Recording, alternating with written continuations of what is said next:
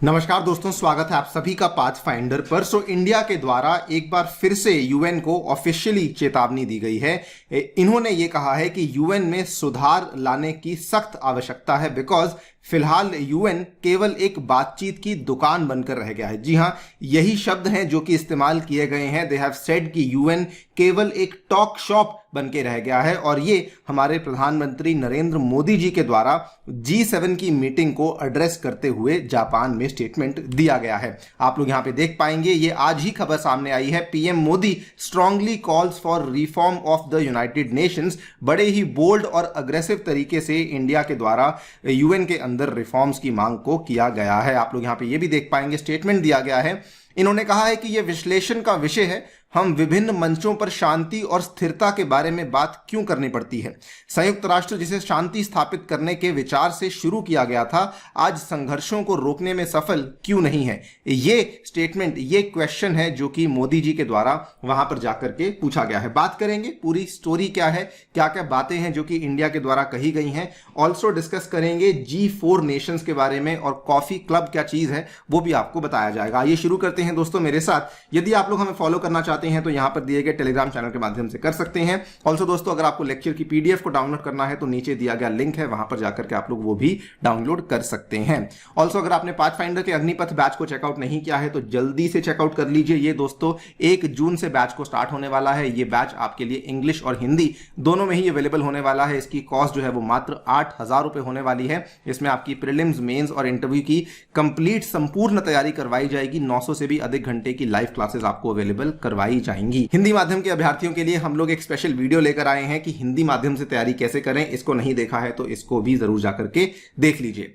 All right, सो जैसा कि आपको मालूम होगा, फिलहाल पीएम मोदी जो है वो G7 की मीटिंग में उनको न्योता दिया गया था। वहां पर वो जापान के शहर हिरोशिमा में गए थे, जहां पर वो बेसिकली G7 की कंट्रीज को एड्रेस कर रहे थे। वहां पर इन्होंने कहा कि Y different forums have had to deliberate on issues relating to peace and stability when the United Nations was formed to deal with these challenges। यही वही वाला स्टेटमेंट जो मैंने आपको स्टार्टिंग में बताया। इन्होंने कहा कि हमें विभिन्न मंचों पर शांति और स्थिरता के बारे में बात क्यों करनी पड़ती है। जब यूएन को हमने बनाया था तो यूएन वो काम क्यों नहीं कर रहा। यूएन आजकल जो हो रहे कॉन्फ्लिक्ट्स हैं उनको क्यों नहीं रोक पा रहा। बल्कि इन्होंने साथ में ये भी कहा कि वह वर्तमान की वास्तविकताओं को प्रतिबिंबित नहीं करता है, यानी कि जो करंट रियलिटीज हैं हमारे ग्लोबल वर्ल्ड की, उसको ये रिप्रेजेंट नहीं करता है। इसीलिए यह आवश्यक है कि संयुक्त राष्ट्र जैसे बड़े संस्थानों में सुधारों को लागू किया जाना चाहिए। आपको बताना चाहूंगा कि इंडिया बाकी 3 और देशों के साथ काफी लंबे टाइम से यूएन के सिक्योरिटी काउंसिल की सदस्यता की मांग कर रहा है,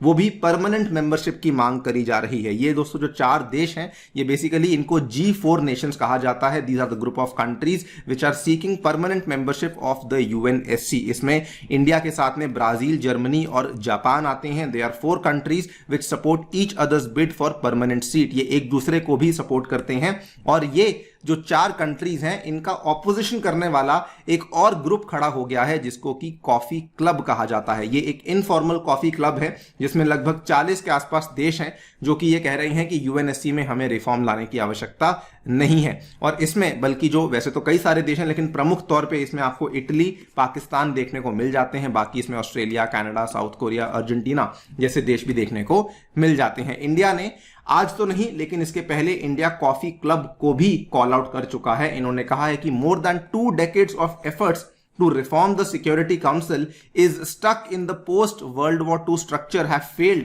because of obstruction from a small number of countries, जिसको कि इटली और पाकिस्तान जैसे देशों के द्वारा लीड किया जा रहा है।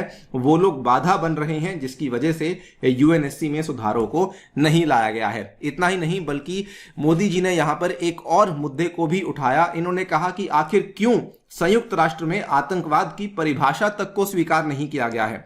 अगर कोई आत्ममंथन करे तो एक बात स्पष्ट हो जाती है, पिछली सदी में बनाई गई संस्थाएं 21वीं सदी की व्यवस्था को अनुरूप नहीं है। इंडिया दोस्तों आज से ही नहीं, काफी लंबे टाइम से हम लोग एक कॉमन डेफिनेशन ऑफ टेररिज्म को पुश करने का प्रयास करता आ रहा है। 1996 में इंडिया ने प्रपोज किया था CCIT, comprehensive convention on international terrorism, और बल्कि इंडिया ने यह भी बताया था कि यह एक परिभाषा होनी चाहिए जो कि टेररिज्म को डिफाइन करे, टेररिस्ट को डिफाइन करे। लेकिन इंडिया इस चीज से काफी परेशान है कि यूएन जैसी संस्था में भी हमें your terrorist and my terrorist वाला एक बाइफर्केशन देखने को मिलता है। बहुत सारे देश ऐसे हैं जो कि बहुत सारे टेररिस्ट को भी टेररिस्ट मानने के लिए तैयार नहीं है। इस चीज के भी इंडिया काफी खिलाफ है, और इसी चीज को लेकर पीएम मोदी ने कहा कि यूएन और जो यूएन का सिक्योरिटी काउंसिल है, जो सुरक्षा परिषद है, वो केवल एक बातचीत की दुकान बनकर रह गया है। इसमें कुछ भी प्रॉपरली हमें आउटकम देखने को नहीं मिलता है। बताना चाहूंगा कि ये पहली बार नहीं हुआ है कि इंडिया के द्वारा इस तरह से यूएन को वार्न किया गया हो। इसके पहले भी दोस्तों, आज से लगभग 1 महीना पहले की ही बात है, 27 अप्रैल 2023 इंडिया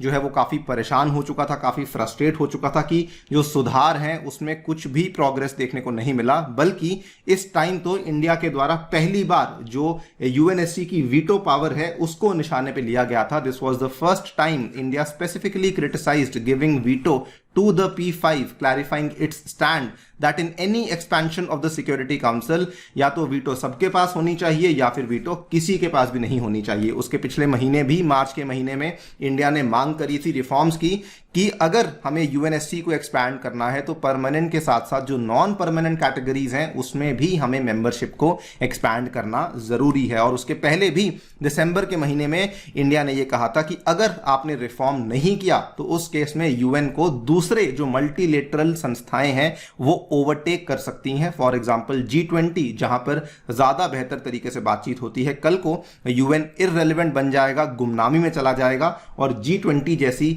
ऑर्गेनाइजेशंस हैं जो कि रेलेवेंट बन सकती हैं।